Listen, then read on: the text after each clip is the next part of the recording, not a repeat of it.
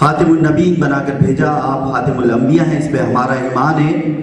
और खूब नाम है मोहम्मद, खूब नाम है मोहम्मद, जिस पर नुक्ता भी रब को गवारा नहीं, जिस पर नुक्ता भी रब को गवारा नहीं। उनकी मोहब्बत से जो मुंह फेरे उसका दोनों जहां में गुजारा नहीं, उसका दोनों जहां में गुजारा नहीं। दामन मुस्तफ़ा को हम छोड़ दें, दामन मुस्तफ़ा को हम छोड़ दें, इतना कमजोर ईमान हमारा नहीं।